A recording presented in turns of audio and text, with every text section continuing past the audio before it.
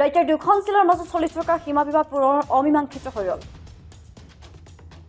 কামৰূপ জিলাৰ নগৰবেৰা ৰাজচক্ৰ আৰু বৰপেটা জিলাৰ বাঘবৰ ৰাজচক্ৰ সীমাক লৈ দীৰ্ঘদিন ধৰি বিবাদ চলি আছে।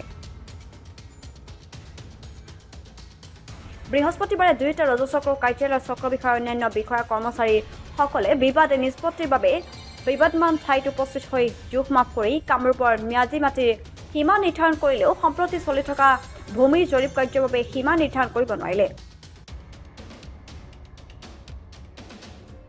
অতি শীঘ্ৰে এই বিবাদ নিষ্পত্তি হ'ব বুলি আশা ব্যক্ত কৰিছে দুয়োখন জিলাৰ বাসিন্দাসকলে। হয়, আজি আপোনাৰ নগৰবেৰা ৰাজচক্ৰ আৰু বাঘবৰ ৰাজচক্ৰৰ পৰা দুজন চক্ৰ বিষয়া লাট মণ্ডল আৰু কানন গোৱা আহিছিল। তেখেতসকলে মানে ফাৰ্ষ্ট আহি যেতিয়া পালে তেতিয়া যিহেতু নদীৰ উত্তৰ ফালৰখিনি আপোনাৰ NC ভিলেজ, সেইকাৰণে ইয়াত মেপো নাছিল। তেওঁলোকে নিৰ্দিষ্টকৈ ক'ৰ পৰা জুখিব সেইটো এটা ধাৰণা পোৱা নাছিল। তাৰপিছত তেখেতসকলে কি কৰিলে, নগৰবেৰা ৰাজচক্ৰৰ যিটো মেপ আছিল সেই মেপটো চাই যিহেতু সেইখিনি ম্যাদী মাটি, সেইফালৰ পৰা জুখি অহা হ'ল। জুখি আহি আপোনাৰ 23 চিকল, যিহেতু চিকেলেৰে জুখিছে, 23 চিকল পালোঁ আপোনাৰ পাৰঘাটৰ ফালে, আৰু ইফালে আপোনাৰ ফৰেষ্টৰ ফালে জুখি পালোঁ 21.7 বা 70, তাৰমানে 21.70 চিকল পালোঁ।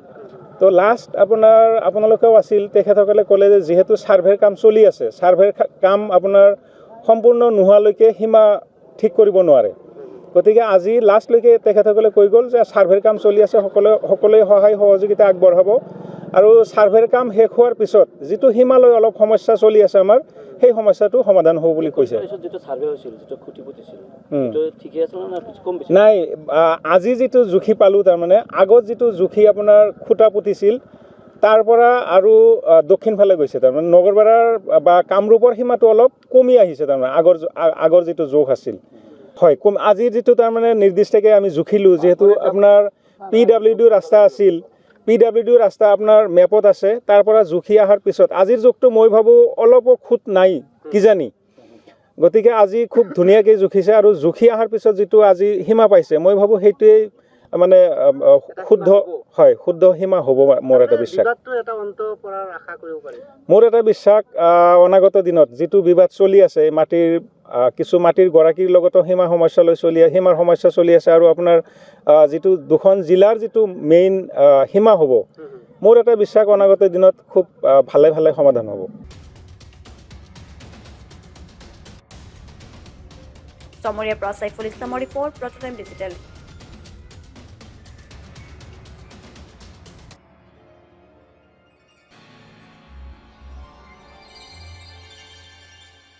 অসমৰ সংবাদ জগতখনৰ বাবে এক সুখবৰ। নৰূপ নসাজেৰে প্ৰায় 30 বছৰীয়া অভিজ্ঞতাপুষ্ট সাপ্তাহিক কবচ পুনৰ এবাৰ ৰাজ্যৰ মাজলৈ। স্বত্বাধিকাৰী প্ৰণীতা কলিতাৰ দ্বাৰা প্ৰকাশিত আৰু অমৰজ্যোতি প্ৰিণ্টাৰ্ছ, গুৱাহাটী কমাৰ্চ কলেজৰ বিপৰীত ফালে মুদ্ৰিত। আমাৰ ঠিকনা মুখ্য কাৰ্যালয় অসম ফৰেষ্ট স্কুল, হৰি মন্দিৰ পথ, গুৱাহাটী, আৰু অস্থায়ী কাৰ্যালয় কলিতা মাৰ্কেট, বিজয়নগৰ, কামৰূপ, অসম। মোবাইল নং 9435114666 আৰু 7024722813। Mail ID probhatiahom@gmail.com।